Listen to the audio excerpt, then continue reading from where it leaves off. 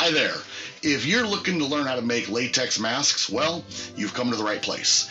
In this series of videos, I'll be sharing every technique, every tip, and every tool I used to make monsters like this go from just an idea or a dream all the way to becoming a full-blown nightmare.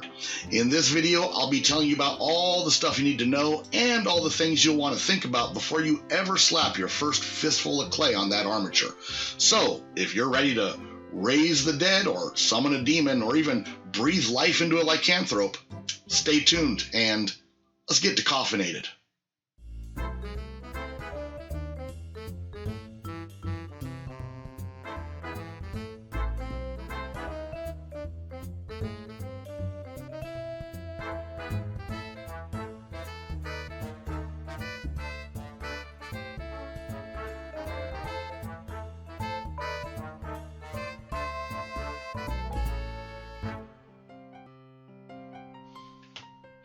Hello and welcome to the Mask Academy. My name is Ryan and I'll be your professor.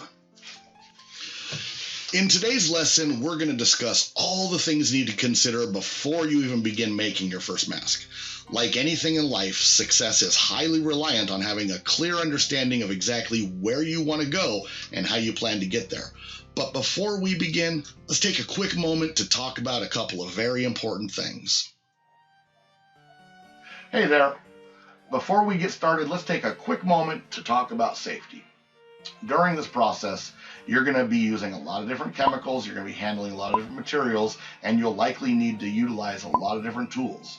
Be sure to read all warning labels, instruction manuals, and all the documentation that comes with these items, and be completely familiar with how to use them before you start.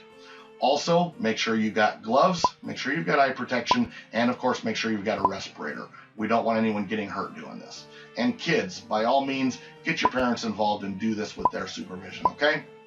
Now, there's also a lot of other videos that are out there on YouTube made by other artists who are very, very talented, many of which have been doing this for much longer than me, and we all sort of use different techniques.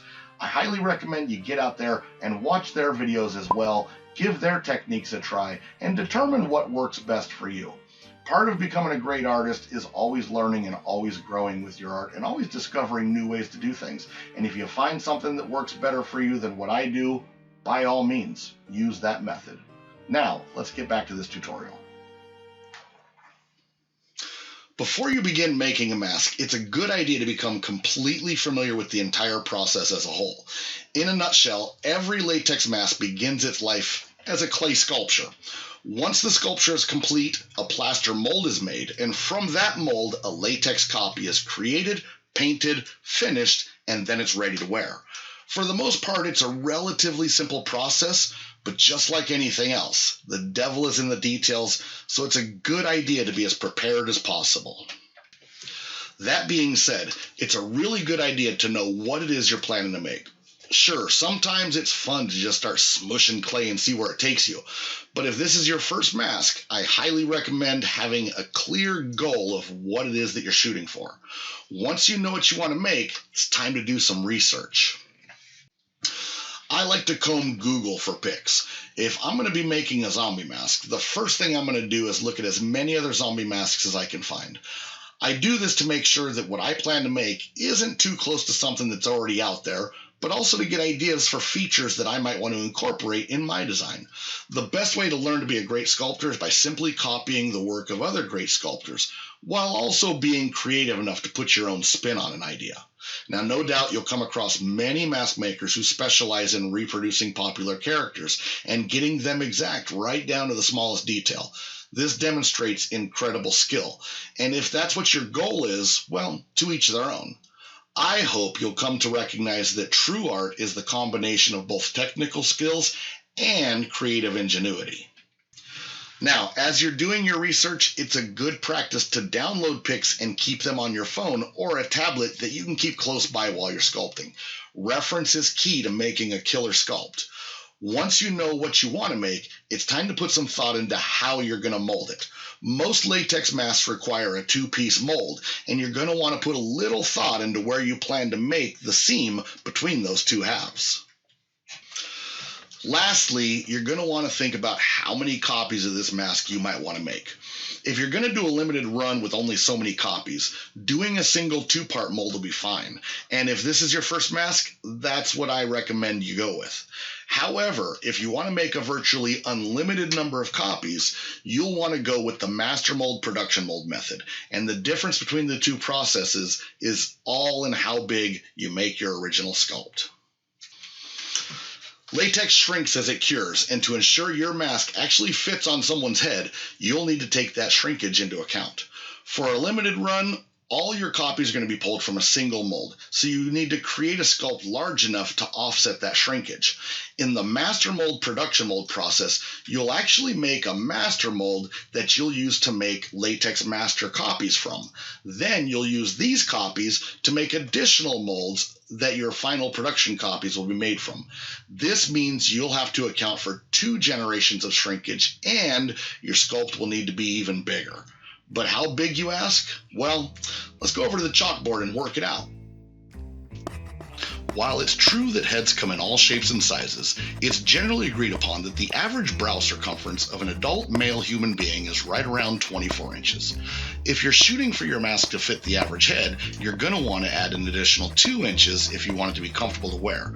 So let's shoot for an inner circumference of about 26 inches. Because latex shrinks during the curing phase, and that shrinkage rate can vary from brand to brand, we have to do some math to figure out how big to make our sculpt. But before we can do any math, we'll need to know what to expect from the brand of latex we're using. I use Douglas & Sturgis brand mask latex, and my shrinkage is typically between 5 and 7%.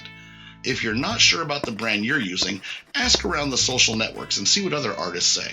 For simplicity's sake, let's just use 10% as our shrinkage rate.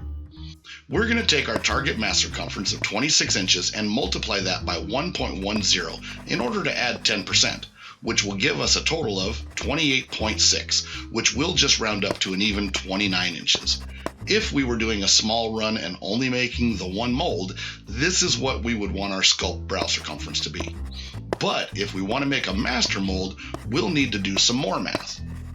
In order to account for a second generation of shrinkage, we'll want to take our original target sculpt size of 28.6 and again multiply that by 1.10.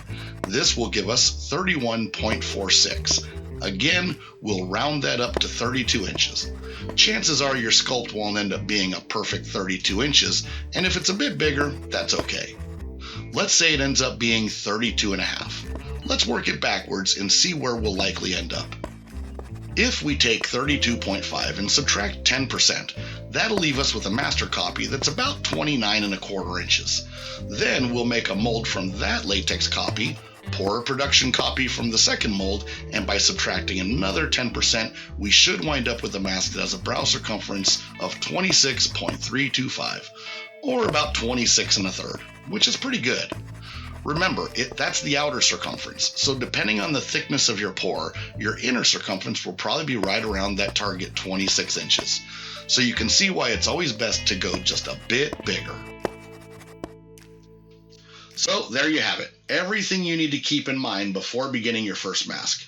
We know what we're making, we know roughly what it's going to look like, and we know how big to make it. Be sure to tune into the next lesson where we'll start digging into some clay. Until then, be good humans and stay scary, my friends.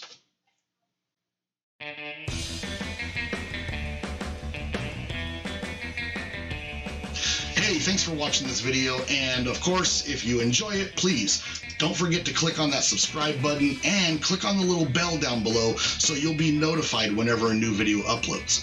If you want more information, don't forget to follow Uncle Monster's Decaffeinated Designs on Facebook and tune in every week for our Monster Vision live show where we feature all different artists from all over the place and we talk about a whole lot of fun stuff. Now, also, you can go to unclemonstersplace.com, and right there on that website there's actually a store that you can use to buy all the different products that I use. And if you really want to support our show and support these tutorials, please visit our merch shop at our TeePublic shop.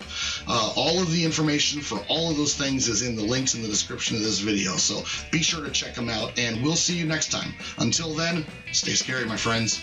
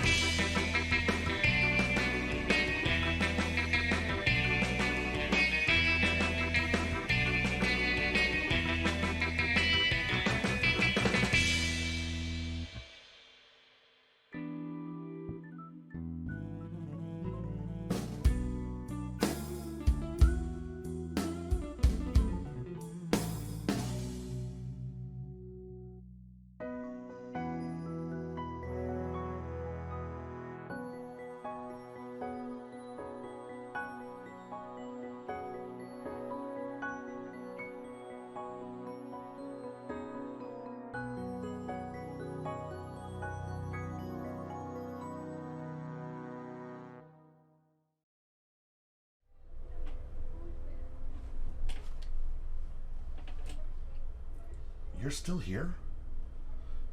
The show's over. Go create something.